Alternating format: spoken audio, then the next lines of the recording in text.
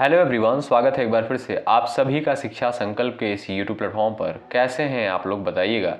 उम्मीद करता हूं कि आप सभी दोस्त सभी साथी बहुत ही स्वस्थ होंगे और बहुत ही मेहनत के साथ तैयारी में लगे होंगे। दोस्तों, आप लोगों को पता है डेली दोपहर को 3 बजे जो है आप सभी को सामान्य ज्ञान की स्पेशल क्लास देखने को मिलती है, जिसमें हम लोग सिर्फ और सिर्फ महत्वपूर्ण प्रश्नों को डिस्कस करने का प्रयास करते हैं, जो कि बीएड एंट्रेंस एग्जाम के लिए महत्वपूर्ण सिद्ध होने वाली है। आप किसी भी स्टेट से हैं, उस स्टेट की यदि बीएड प्रवेश परीक्षा की तैयारी कर रहे हैं तो इस क्लासेस को बिल्कुल भी मिस मत करिएगा दोपहर को 3 बजे। आज ही हमारी 23वीं क्लास है। अगर आपने पिछली 22 क्लासेस को अटेंड नहीं किया है तो अटेंड ज़रूर करें। आइए शुरुआत कर लेते हैं बिना किसी देरी के। हर एक प्रश्न के लिए आपको कुछ समय दिया जाएगा आंसर देने के लिए। उसके बाद जो है हमारे द्वारा एक्सप्लेन भी किया जाएगा और आंसर भी बताया जाएगा। आइए शुरुआत कर लेते हैं। पहला प्रश्न आपसे कहता है, मोहिनी अट्टम किस राज्य का शास्त्रीय नृत्य है? केरल, तमिलनाडु, कर्नाटक, आंध्र प्रदेश। प्रयास कर सकते हैं आंसर देने के लिए आप लोग। मोहिनी अट्टम जो है किस राज्य का शास्त्रीय नृत्य है? ध्यान रखिएगा दोस्तों, ये आपका केरल राज्य का बहुत ही फेमस शास्त्रीय नृत्य है। अगर हम बात करें तमिलनाडु, तो तमिलनाडु का एक बहुत ही फेमस शास्त्रीय नृत्य है जिसे कहते हैं भरतनाट्यम। क्या? भरतनाट्यम। पेपर में पूछा जाता है। कर्नाटक की बात करें तो दोस्तों, कर्नाटक राज्य का एक बहुत ही फेमस लोक नृत्य है, उसे कहते हैं यक्षगान। ये भी पेपर में पूछा जाता है, तो ध्यान रखिएगा। आंध्र प्रदेश की यदि हम बात करें तो आंध्र प्रदेश का एक बहुत ही फेमस शास्त्रीय नृत्य है जिसे कहते हैं क्या? कुचिपुड़ी। आपने नाम सुना होगा, कुचिपुड़ी कहते हैं। ठीक है, तो इन सारे प्रश्नों को आप लोग ध्यान रखिएगा, पेपर में जो है पूछा जाता है। आइए आगे बढ़ते हैं। अच्छा भाई, एक बार सभी लोग सेशन को लाइक कर देंगे और शेयर कर देंगे, ठीक है। चलिए दूसरा प्रश्न देखिएगा। 2011 की जनगणना के अनुसार देश का दूसरा सर्वाधिक न्यूनतम जनसंख्या वाला राज्य कौन सा है? मणिपुर, नागालैंड, अरुणाचल प्रदेश और यहाँ पर दिया है आपका मिजोरम। वेरी इंपॉर्टेंट क्वेश्चन है, जनगणना से भी प्रश्न पेपर में बनता है। दोस्तों ध्यान रखिएगा, 2011 की जनगणना के अनुसार यदि हम बात करें तो सबसे कम जनसंख्या वाला राज्य कौन सा है आपका? तब आप कहेंगे सिक्किम है। क्या? सिक्किम। और यहाँ पर पूछता है कि 2011 की जनगणना के अनुसार देश का दूसरा सर्वाधिक न्यूनतम जनसंख्या वाला राज्य, तब आप कहेंगे मिजोरम है। अगर हम बात करें कि सर्वाधिक अधिक जनसंख्या वाला राज्य जो है कौन सा है 2011 की जनगणना के अनुसार, तब आप कहेंगे यूपी है। ठीक है, ध्यान रखिएगा। अगर दोस्तों हम बात करें कि जो है सबसे अधिक क्षेत्रफल वाला राज्य कौन सा है, तब आप कहेंगे राजस्थान है। राजस्थान जो है सर्वाधिक क्षेत्रफल वाला राज्य है। ठीक है, तो ध्यान रखिएगा, ये सारे प्रश्न परीक्षा के दृष्टिकोण से बहुत ही महत्वपूर्ण है। आइए आगे बढ़ लेते हैं और क्वेश्चन नंबर तीसरा यहाँ पर हम लोग देखते हैं। देखिए भाई, इस क्लास को करने के लिए आप सभी के पास धैर्य होने की आवश्यकता है। यदि आप लोग पूरे धैर्य के साथ, पूरे पेशेंस के साथ क्लास में बने रहते हैं तो आपको बहुत ही मज़ा आएगा और बहुत सारे क्वेश्चन आपके तैयार हो जाएंगे। ठीक है, ये पूरा आप लोग विश्वास रखिएगा। क्वेश्चन नंबर तीसरा कहता है, असम का शास्त्रीय नृत्य जो है कौन सा है? Lavani, Bhangra, Sattriya, Cheraw. Very important question, परीक्षा में जो है प्रश्न पूछा जा चुका है। असम का शास्त्रीय नृत्य जो है कौन सा है? बता सकते हैं आप लोग, प्रयास कर सकते हैं। दोस्तों ध्यान रखिएगा, सत्रिया जो है, ध्यान रखिएगा, क्या? सत्रिया जो है ये आपका असम का बहुत ही फेमस शास्त्रीय नृत्य है। ऑप्शन नंबर आपका थर्ड बिल्कुल राइट हो जाएगा। अच्छा दोस्तों, यहाँ पर यदि हम बात करें कि लावड़ी जो है ये कहाँ का आपका लोक नृत्य है, तब आप कहेंगे कहाँ का? महाराष्ट्र का है। ठीक है, और भांगड़ा की यदि हम बात करें तो भांगड़ा जो है पंजाब का पारंपरिक लोक नृत्य है। ठीक है, तो इस क्वेश्चन का आपका ऑप्शन नंबर थर्ड करेक्ट हो जाएगा, क्योंकि पूछता है असम का शास्त्रीय नृत्य कौन सा है, तो सत्रिया है। बहुत इंपॉर्टेंट, पेपर में पूछता है। आगे बढ़ते हैं। क्वेश्चन नंबर 4 देखिएगा, वेरी इंपॉर्टेंट है। भारतीय संविधान में प्रदत्त मौलिक अधिकार का संरक्षक कौन है? बता सकते हैं आप लोग। संसद है, राष्ट्रपति है, सर्वोच्च न्यायालय है, इनमें से कोई नहीं। भारतीय संविधान में प्रदत्त मौलिक अधिकार का संरक्षक जो है किसे माना जाता है? दोस्तों ध्यान रखिएगा, किसे माना जाता है? सर्वोच्च न्यायालय को जो है मौलिक अधिकार का संरक्षक माना जाता है। अगर हम बात करें कि वर्तमान में मौलिक अधिकार की संख्या कितनी है? 6 है। अगर आपसे पूछे कि मूल संविधान में कुल मौलिक अधिकार कितने थे, तब आप कहेंगे 7 मौलिक अधिकार थे, लेकिन वर्तमान समय में 6 मौलिक अधिकार है। ठीक है, अगर आपसे पूछा जाए कि संविधान में जो है वर्तमान समय में कुल कितनी अनुसूचियां हैं, तब आप क्या कहेंगे 12 अनुसूचियां हैं। अगर बात करें कि संविधान में कुल कितना भाग है वर्तमान समय में, तब आप कहेंगे 25 भाग है। और अनुच्छेद की यदि हम बात करें वर्तमान समय में तो 448 अनुच्छेद है। ध्यान रखिएगा, ये सारे प्रश्न परीक्षा के दृष्टिकोण से बहुत ही महत्वपूर्ण है। ठीक है भाई, आगे बढ़ते हैं। क्वेश्चन नंबर 5 देखिएगा भाई। सेशन को एक बार सभी स्टूडेंट क्लास को लाइक कर दें और शेयर कर दें अपने दोस्तों के पास। चलिए, निम्नलिखित फसलों में से कौन सी जो है खरीफ की फसलें हैं, बता सकते हैं आप लोग। कपास, मूंगफली, चावल और गेहूं। वेरी इंपॉर्टेंट प्रश्न है परीक्षा के पॉइंट ऑफ व्यू से। निम्नलिखित फसलों में से कौन सी जो है खरीफ की फसलें हैं। दोस्तों ध्यान रखिएगा, कपास, मूंगफली और चावल ये सभी फसलें आपकी जो है खरीफ की फसलें हैं। ठीक है, और गेहूं जो है आपका, गेहूं जो है किसके अंतर्गत आती है, गेहूं आपकी रबी की फसल है। ठीक है, रबी की फसलें हैं। ठीक है, तो इस क्वेश्चन को हमने जानबूझकर लिया था जिससे ये प्रश्न आपका तैयार हो जाए, क्योंकि ये प्रश्न जो है पेपर में पूछा जाता है रबी और खरीफ की फसलों से। ठीक है, तो ध्यान रखेंगे आप लोग, खरीफ की फसलें कौन कौन सी हैं, कपास और मूंगफली, चावल, ये तीनों आपकी खरीफ के अंतर्गत आती हैं, और गेहूं जो है आपका ये रबी फसल के अंतर्गत आता है। ठीक है, चलिए आगे बढ़ते हैं और अगला प्रश्न देखिएगा। निम्नलिखित में से किस देश के साथ भारत स्थलीय सीमा साझा नहीं करता है। बांग्लादेश, चीन, म्यांमार और श्रीलंका। आप सभी को पता है दोस्तों, अगर देखा जाए तो बांग्लादेश जो है, बांग्लादेश के साथ स्थलीय सीमा साझा करता है, चीन के साथ भी साझा करता है, म्यांमार के साथ भी, लेकिन श्रीलंका के साथ जो है स्थलीय सीमा नहीं बल्कि जलीय सीमा साझा करता है। ऑप्शन आपका डी बिल्कुल यहाँ पर करेक्ट हो जाएगा। ठीक है, अच्छा बांग्लादेश की राजधानी क्या है, ढाका है। अच्छा चीन की राजधानी क्या है, बीजिंग है। और दोस्तों यदि हम बात करें म्यांमार, म्यांमार की राजधानी का नाम क्या है, नैपीडो। क्या, नैपीडो जो है ये म्यांमार की राजधानी है। ठीक है, तो ध्यान रखेंगे ये सब जो है आपके पड़ोसी देश हैं, तो इसलिए प्रश्न पूछा जाता है पेपर में। ठीक है भाई, आगे बढ़ते हैं और अगला प्रश्न यहाँ पर देखिएगा। तो इस क्वेश्चन का जो ऑप्शन नंबर डी आपका राइट है, क्योंकि श्रीलंका जो है भारत के साथ जलीय सीमा साझा करता है, ना कि स्थलीय सीमा। आइए आगे बढ़ते हैं। क्वेश्चन नंबर अगला कहता है 73वें संविधान संशोधन अधिनियम के अनुसार यदि किसी ग्राम पंचायत को भंग कर दिया जाता है तो उसके चुनाव कितने समय के भीतर होने चाहिए। 1 महीना के भीतर, 3 महीना के भीतर, 6 महीना के भीतर, 1 वर्ष के भीतर। वेरी इंपॉर्टेंट क्वेश्चन है, पंचायत से संबंधित प्रश्न पूछा जाता है। तो ध्यान रखेंगे दोस्तों, 6 महीने के भीतर जो है चुनाव होना चाहिए। ऑप्शन नंबर आपका यहाँ पर थर्ड बिल्कुल करेक्ट हो जाएगा। यदि ग्राम पंचायत जो है भंग हो जाती है तो उसका चुनाव मिनिमम 6 मंथ के अंदर होना अनिवार्य है। ठीक है, ऑप्शन नंबर थर्ड बिल्कुल राइट होगा। अगला प्रश्न देखिए, आपसे कहता है कि आत्मीय सभा की स्थापना किसके द्वारा करेगी।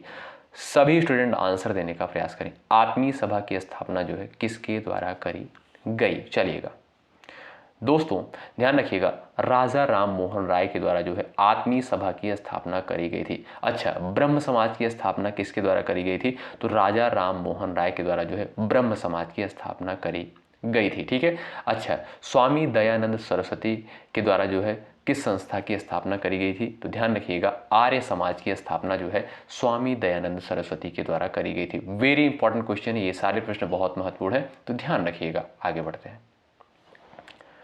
क्वेश्चन नंबर 9 है, वेरी इंपॉर्टेंट। कोयना, तुंगभद्रा और भीमा किसकी सहायक नदियां हैं। गोदावरी, कृष्णा, गंगा और ताप्ती। आंसर दे सकते हैं आप लोग। कोयना, तुंगभद्रा, भीमा किसकी सहायक नदियां हैं। प्रयास कर सकते हैं आंसर देने के लिए आप लोग दोस्तों। कोयना, तुंगभद्रा, भीमा किसकी सहायक नदियां हैं। दोस्तों ध्यान रखिएगा, गंगा की जो है सहायक नदी है। अच्छा, यदि आपसे पूछा जाए भारत की सबसे लंबी नदी कौन सी है, तब आप कहेंगे गंगा नदी जो है भारत की सबसे लंबी नदी है। अच्छा, गोदावरी नदी को जो है दक्षिण की गंगा कहा जाता है।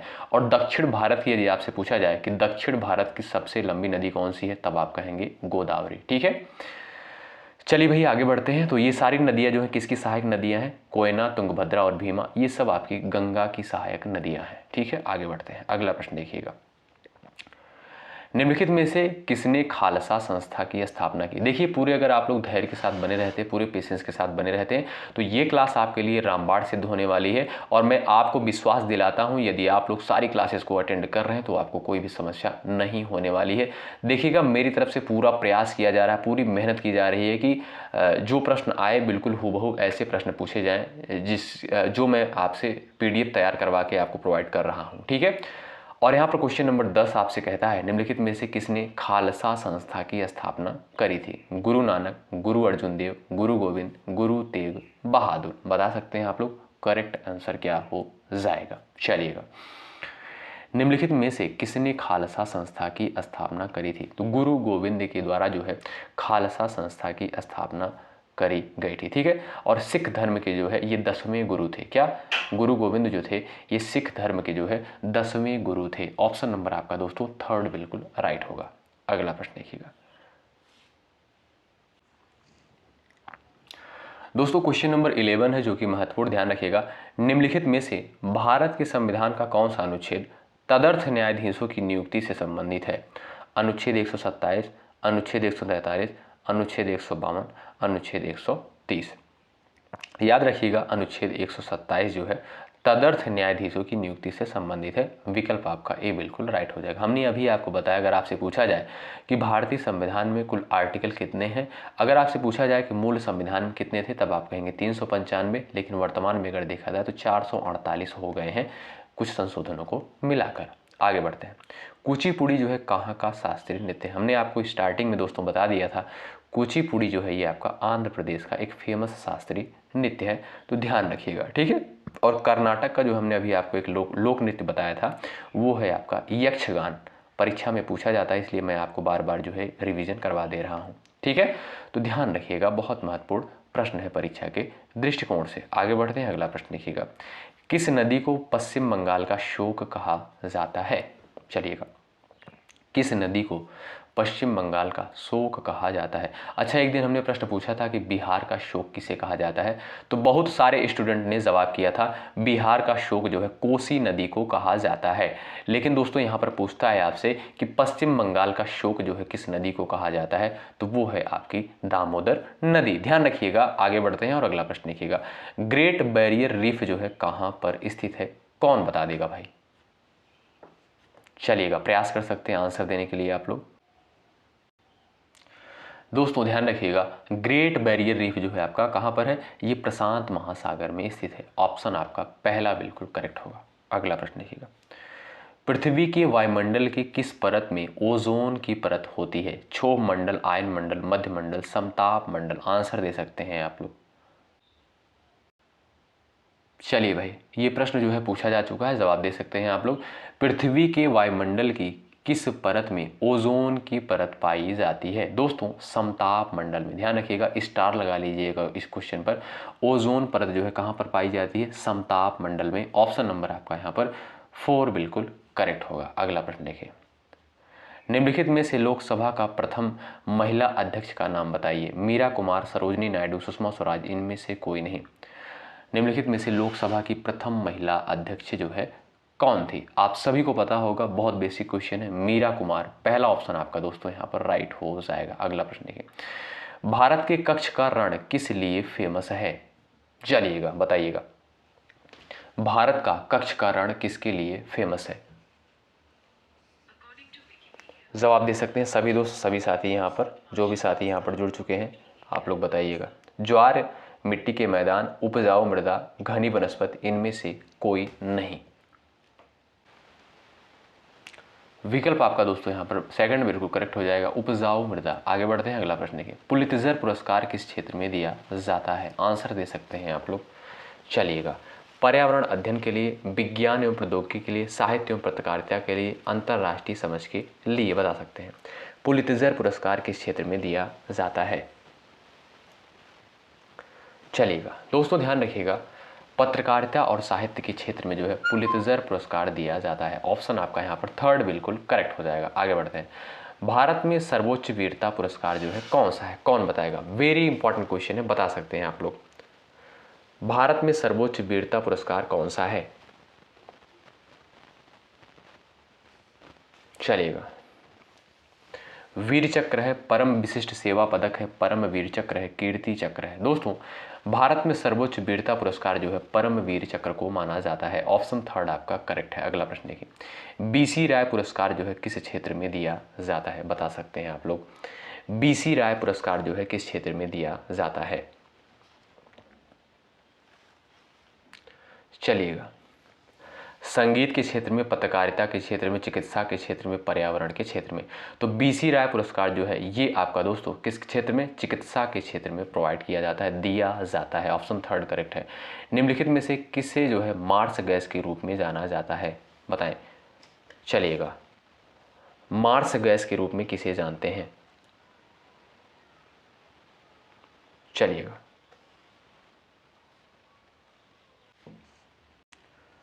दोस्तों मीथेन गैस को यानी CH4, क्या CH4 यानी मीथेन को जो है मार्स गैस के रूप में जानते हैं। ऑप्शन आपका पहला राइट हो जाएगा। पूरा लेख शास्त्र जो है किसका अध्ययन है, सिक्के का, शिलालेख का, मंदिर का, पक्षी का, बता सकते हैं आप लोग। करेक्ट आंसर क्या हो जाएगा, पूरा लेख शास्त्र किसका अध्ययन है। सभी स्टूडेंट यहां पर आंसर देने का प्रयास कर सकते हैं। तो दोस्तों पूरा लेख शास्त्र जो है किसका अध्ययन करता है, शिलालेखों का अध्ययन करता है। ऑप्शन आपका बी करेक्ट हो जाएगा। अगला प्रश्न देखिए, क्लोरोफिल में क्या होता है, बता सकते हैं आप लोग। सोडियम, पोटेशियम, मैग्नीज और मैग्नीशियम, बताइएगा क्लोरोफिल में क्या होता है, चलिएगा। सोडियम, पोटेशियम, मैग्नीज और मैग्नीशियम। दोस्तों क्लोरोफिल में जो है आपका क्या होता है, मैग्नीशियम। ऑप्शन नंबर आपका यहाँ पर 4 बिल्कुल राइट हो जाएगा, ठीक है। ऑप्शन नंबर आपका यहाँ पर 4 बिल्कुल करेक्ट हो जाएगा। और अगर यहाँ पर हम बात करें तो कितने परसेंट पाया जाता है, 2.6% जो है मैग्नीशियम पाया जाता है क्लोरोफिल में, ठीक है। आगे बढ़ते हैं। अगला प्रश्न देखिए, प्राचीन भारत में कितने शक्तिशाली महाजनपद मौजूद थे। वेरी इंपॉर्टेंट है और आप सभी को पता है 16 महाजनपद थे और बहुत बेसिक क्वेश्चन है ये तो, ठीक है। प्राचीन भारत में कितने महाजनपद थे, तो 16 महाजनपद थे। अगला प्रश्न देखिएगा, जागोई नृत्य जो है किस राज्य का नृत्य है, कौन बताएगा, चलिए। जागोई नृत्य किस राज्य का नृत्य है, चलिएगा। तो ये दोस्तों आपका एक मणिपुर का फेमस शास्त्रीय नृत्य है। ऑप्शन नंबर आपका बी करेक्ट है, जागोई नृत्य, ठीक है। अगला प्रश्न देखिए, गुरु शिखर निम्नलिखित पर्वत श्रृंखला में से किसका सर्वोच्च शिखर है, बता सकते हैं। गुरु शिखर निम्नलिखित पर्वत श्रृंखला में से किसका सर्वोच्च शिखर है, चलिएगा। अरावली, विंध्य पर्वत, दक्कन का पठार, सतपुड़ा का, बता सकते हैं आप लोग। गुरु शिखर जो है निम्नलिखित पर्वत श्रृंखला में से किसका सर्वोच्च शिखर है, अरावली पर्वत का पहला विकल्प आपका दोस्तों करेक्ट हो जाएगा। आगे बढ़ते हैं। अगला प्रश्न देखिएगा।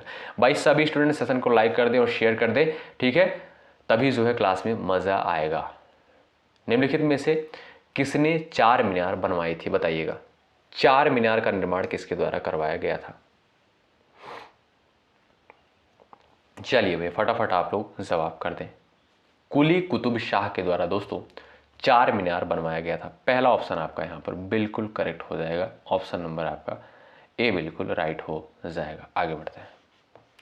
प्रथम लोकसभा का गठन जो है कब हुआ था, बताएं। 1950, 1951, 1948, 1952 में प्रथम लोकसभा का गठन कब हुआ था,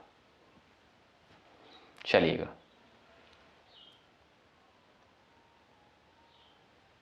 ध्यान रखिएगा दोस्तों, भारत की जो है पहली लोकसभा का गठन कब होता है, 17 अप्रैल। कब, 17 अप्रैल 1952 को जो है पहली लोकसभा का गठन होता है। ऑप्शन नंबर आपका यहाँ पर डी बिल्कुल करेक्ट हो जाएगा, ठीक है। ऑप्शन नंबर आपका डी बिल्कुल राइट हो जाएगा।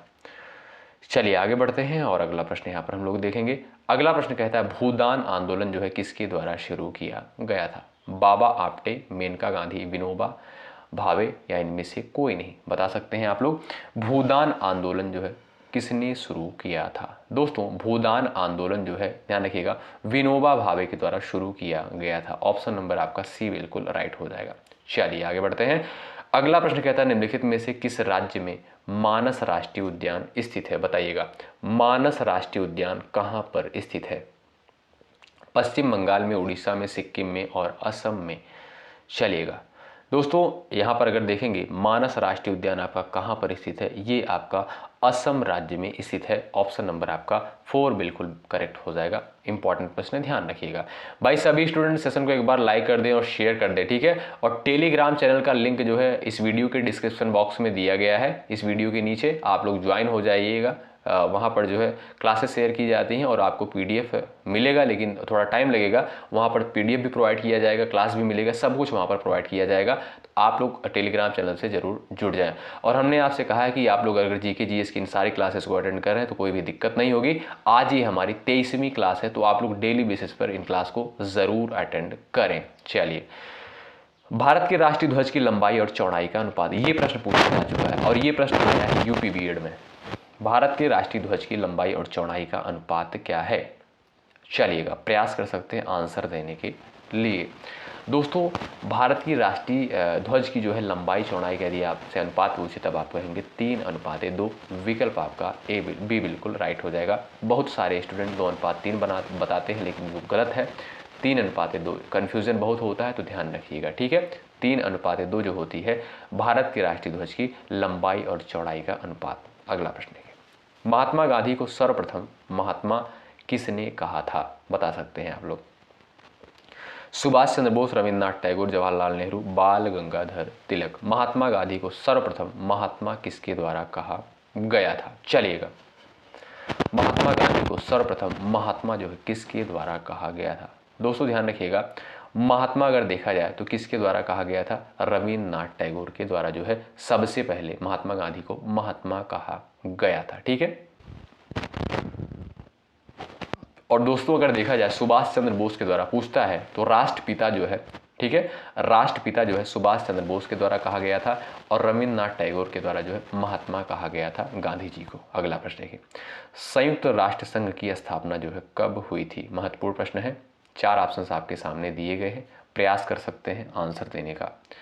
संयुक्त राष्ट्र संघ की स्थापना जो है कब हुई थी? दोस्तों 24 अक्टूबर 1945 को जो है संयुक्त राष्ट्र संघ की स्थापना होती है, यानी यूएनओ की जो है यूएनओ की स्थापना होती है, ठीक है, यूनाइटेड नेशंस ऑफ ऑर्गेनाइजेशन, ठीक है। अगला प्रश्न देखिएगा, यूनाइटेड नेशन ऑर्गेनाइजेशन। अगला प्रश्न देखिएगा, छऊ और मगही किस राज्य का लोक नृत्य है? बिहार, तमिलनाडु, आंध्र प्रदेश, उत्तर प्रदेश। बता सकते हैं आप लोग, कमेंट बॉक्स में जवाब छाप सकते हैं। छऊ और मगही किस राज्य का लोक नृत्य है? दोस्तों बिहार राज्य का है और बहुत फेमस है। छऊ और मगही लोक नृत्य कहाँ का है? बिहार राज्य का है। ऑप्शन आपका, विकल्प आपका ए बिल्कुल करेक्ट होगा। अगला प्रश्न देखिएगा, इलेक्ट्रॉन की खोज जो है किसके द्वारा करी गई? जे थॉमसन, गोल्डस्टीन, चैडविक और इनमें से कोई नहीं। इलेक्ट्रॉन की खोज अगर बात करें दोस्तों तो इलेक्ट्रॉन की खोज जो है जे थॉमसन के द्वारा करी गई थी। प्रोटॉन की खोज की बात करें तो गोल्डस्टीन के द्वारा जो है प्रोटॉन की खोज करी गई थी। चैडविक के द्वारा जो है क्या खोज करी गई थी? न्यूट्रॉन की खोज जो है चैडविक के द्वारा करी गई थी, ठीक है। तो पहला विकल्प दोस्तों आपका यहाँ पर करेक्ट हो जाएगा इस प्रश्न का, ठीक है। आइए आगे बढ़ते हैं और अगला क्वेश्चन, लौह पुरुष किसे कहा जाता है? बता सकते हैं आप लोग। चलिएगा, लौह पुरुष जो है किसे कहा जाता है? वल्लभ भाई पटेल को, लाल बहादुर शास्त्री को, बाल गंगाधर तिलक को, इनमें से कोई नहीं। चलिएगा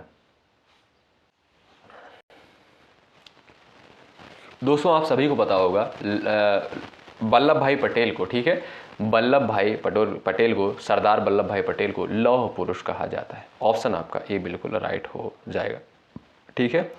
आगे बढ़ते हैं और अगला प्रश्न देखिएगा, पंजाब केसरी किसका उपनाम था? बता सकते हैं आप लोग, पंजाब केसरी जो है किसका उपनाम था? आप सभी को पता होना चाहिए, लाला लाजपत राय। ऑप्शन नंबर आपका ए बिल्कुल करेक्ट हो जाएगा, ठीक है भाई। आगे बढ़ते हैं, कथकली किस राज्य का लोक नृत्य है? बताइएगा, बिहार, झारखंड, केरल और उड़ीसा। 4 विकल्प दिए गए हैं, पूछता है कथकली किस राज्य का लोक नृत्य है। बहुत महत्वपूर्ण है।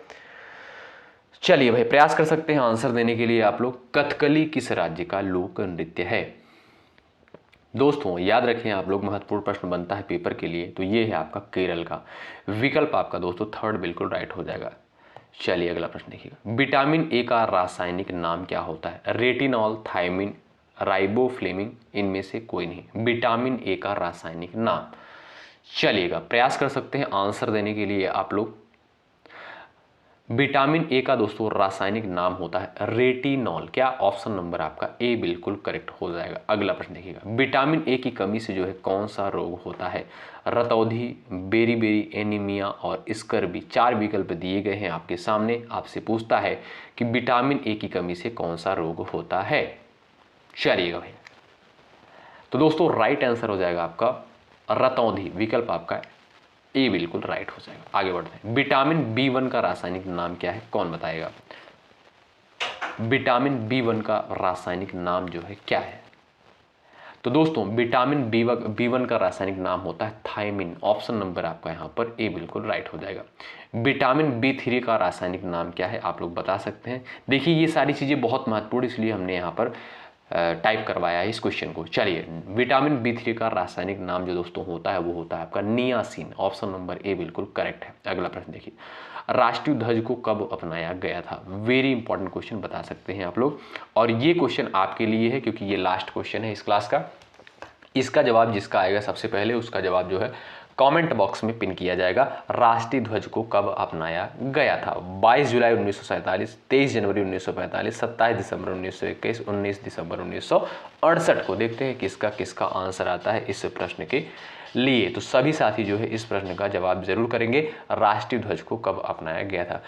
तो जो भी साथी चैनल पर नए हैं उनको मैं क्लास की टाइमिंग बता दूं। 11:30 बजे हम लोग करंट अफेयर को कवर करते हैं, जो कि बीएड एंट्रेंस एग्जाम के लिए रामबाण सिद्ध होने वाली ये क्लास। और 3 बजे सामान्य ज्ञान की स्पेशल क्लास होती है। उसके बाद रात को 8:30 बजे सामान्य हिंदी की लाइव क्लास होती है। जुड़ना बिल्कुल मत भूलिएगा। और ये सारी चीज़ें आपको दोस्तों बिल्कुल फ्री में प्रोवाइड की जा रही हैं। तो आप लोग चैनल से जुड़ जाएं, सब्सक्राइब करके बेल आइकन को अवश्य प्रेस कर लें और अपने दोस्तों के पास जरूर शेयर कर दें।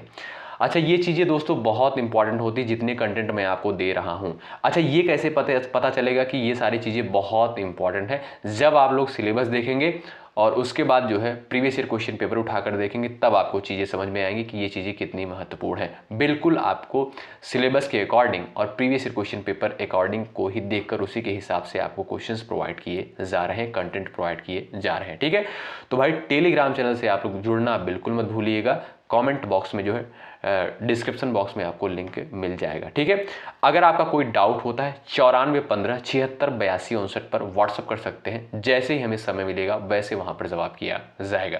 तो अंत तक बने रहने के लिए बहुत बहुत शुक्रिया। आप लोग चैनल पर इसी तरीके से बने रहें। बहुत बहुत धन्यवाद। अपना ख्याल रखें और रात को मिलते हैं 8:30 बजे हिंदी की स्पेशल लाइव क्लास में। बहुत बहुत शुक्रिया। जय हिंद, जय भारत।